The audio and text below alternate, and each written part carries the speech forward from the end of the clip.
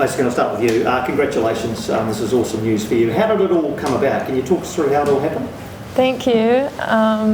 My agent gave me a call and said Utah were interested in me, and then from there I did my research and spoke to my family, spoke to the club, and came to this decision that I would go. Yeah.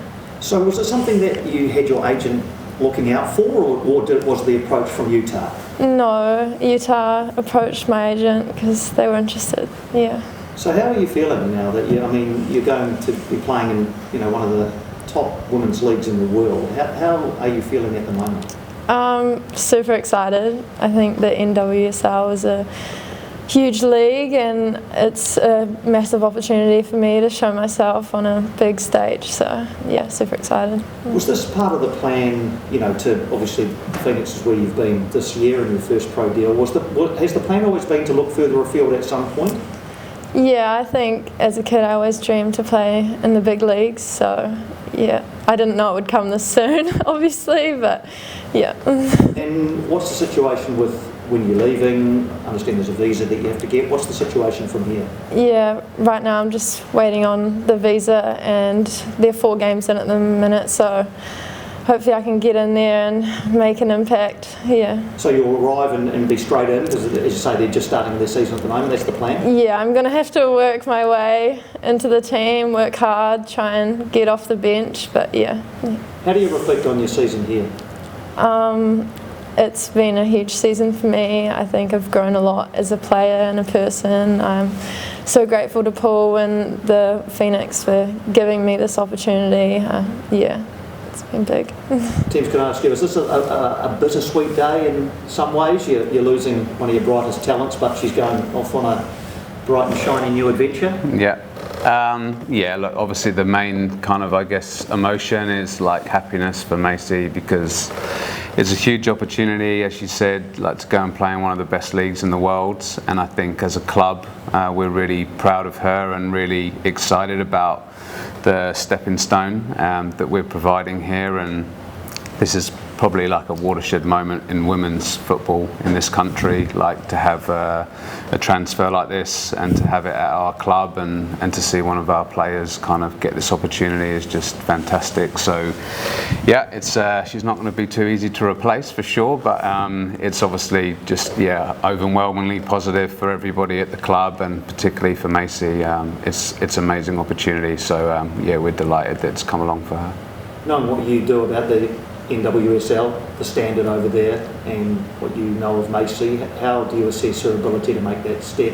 It is a step up, isn't it? Yeah. Look, it's I think very clearly one of the best 2 leagues in the world. NWSL and the WSL in England are probably known worldwide as the best 2 competitions. The best players in the world play there. It's as simple as that. And America has really led the way in women's football for decades now, and this league has been a kind of a destination league for the best players in the world to go to. So it is 100% a step up from the ALeague, and it is one of the big 2 leagues in the world. And as I say, you've got US national team players and many internationals playing there.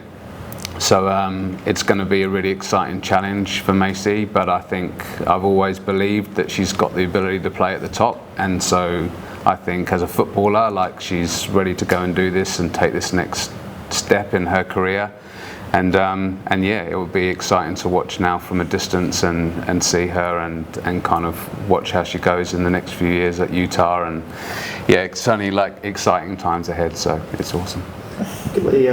From a club point of view, how significant a day and a thing is this for the club? Yeah, look, it's massive, right? We had the academy in operation now for a number of years. Obviously, it started predominantly with the boys' side of things, but to now have the girls' academy at 3 teams, and to have the ALeague women's side and have players actually now come through the academy like Macy has over the last 2 years, come into the first team and do well and then go on. It's a replication of, Sapri, Plano, Libby, guys like that. So to have our first female player and Macy go and do that is phenomenal, and it's a real credit to everybody at the club, to everybody in the academy, to all the staff, but also to the owners who are investing a lot into this high performance pathway and sort of doing a lot of the heavy lifting to get the players off around the world. So yeah, it's fantastic. And is this part of the club's strategy to develop your own and to, I mean, don't want to treat Macy like a commodity necessarily, but you are getting, you are benefiting financially from having developed her as a player. Is that a key plank of the club strategy? Yeah, look, 100%. We spoke in the pre-season, the men's pre-season, around the strategy with the boys side of things, and sort of, I guess, providing our good Kiwi talent out of the academy with a platform to play in the ALeague men's, and it's no different in the ALeague women's space. Macy is one of those. We've also had Mania doing really, really well, Daisy doing really, really well, coming through that system, Emma Main to a certain extent as well, Michaela Robinson. So it's critical for us, and while it only probably touches the sides in terms of the transfer fee, it's not gonna keep the club going forever. Again, it comes back to the investment that the owners are doing. It's just a bit of a payback for them, really. Let's ask you about this line in the release here where it says, and it's you quoted here, as fair to say the Phoenix have almost single-handedly built the high-performance pathway for football in New Zealand. For the women's game to continue to grow, there needs to be greater investment in high-performance pathways. Investment from who and into what? Yeah, so look, I think if we look at it now, it's really only the Wellington group that are investing into this pathway. New Zealand Football used to provide funding for all whites years back, and then that sort of dried up. And at the moment, there's no investment from New Zealand Football in anything. Particularly if you look at this facility, it's not cheap. And if you have a look at this facility now, the Hurricanes are doing well, the Phoenix are doing well in the men's space. So it's a state-of-the-art facility, and I think people need to, outside that Wellington group, need to actually go, hey, there's something special here that we need to invest in and help these clubs with. Do you know where Utah is? Did you know where Utah was? No. No clue. I do now.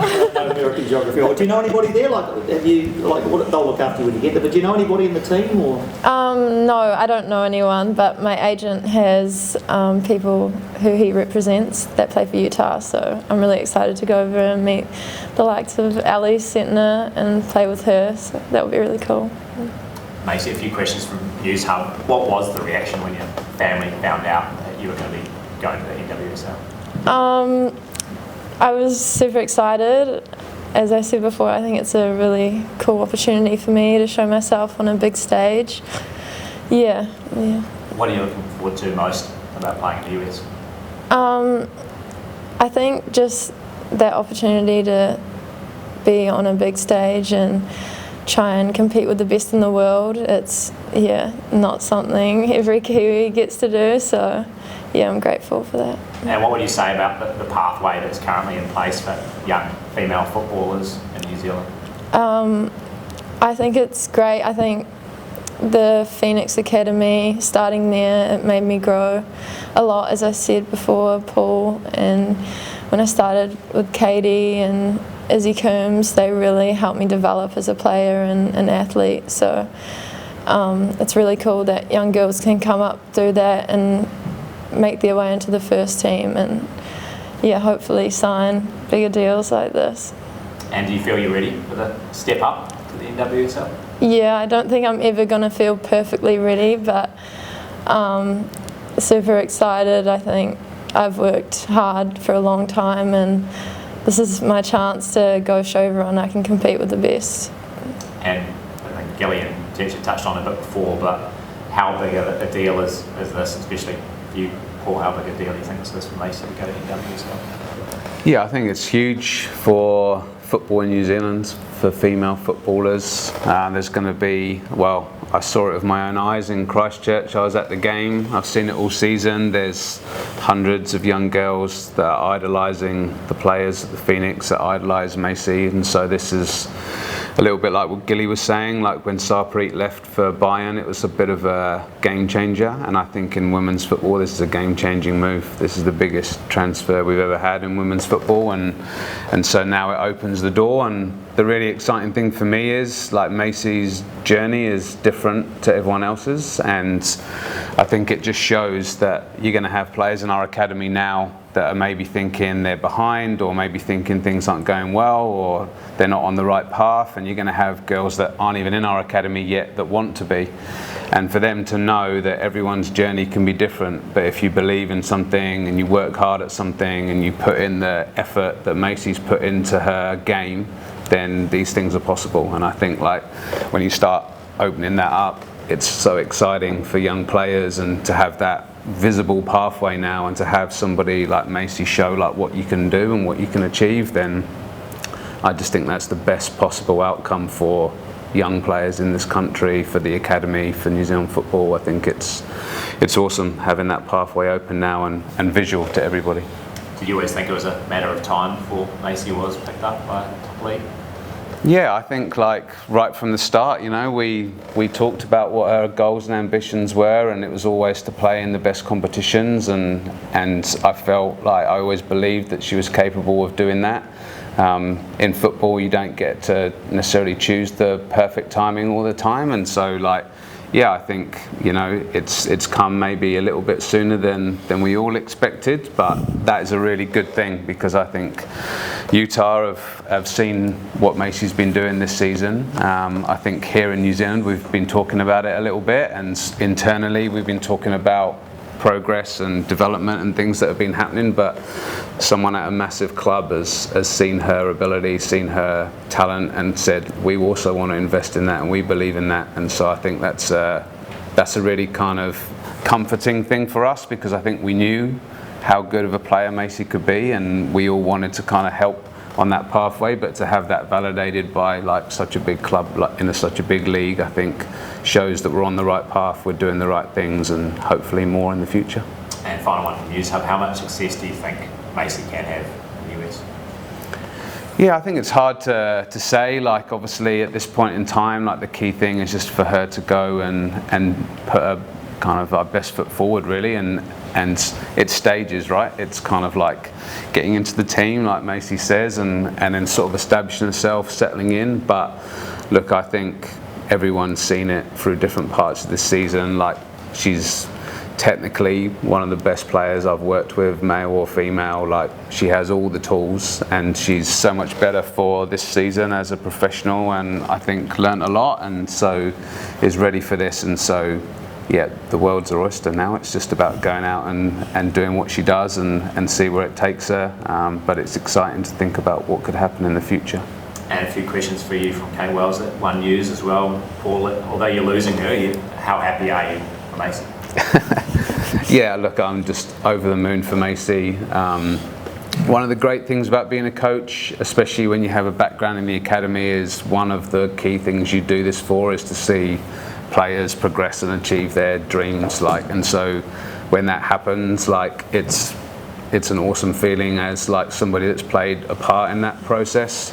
That's what you do as coaches. You want to see your players progress and develop and succeed, and so it's awesome that we can be sitting here celebrating this today. So I look at it more from that perspective rather than what we have to do in the team next season. We've got a lot of faith in our academy, so like look, there's probably more players underneath that we now promote and invest in, and then hopefully like in a few years we can be sitting here talking about some others coming through as well. And in the media release, Macy said that you helped her enjoy the game again. How did you make that happen? I don't know, how did I make that happen? I don't know, it's probably, yeah, equally a question for Macy, but for me it's just about I guess kind of belief was the main thing. I saw Macy play when she was probably 15, 16 at a futsal tournament in Wellington. I didn't know who she was, but someone told me her name and she stood out. And so when we had the opportunity to bring her to the academy a few years back, I knew that there was this like extraordinarily talented player there. And so for me it was just about let's go on this journey and see where it goes. And so yeah, I think it was more just kind of that belief, and let's just keep working at something and think more long term, and yeah, hopefully that kind of had the effect that it did.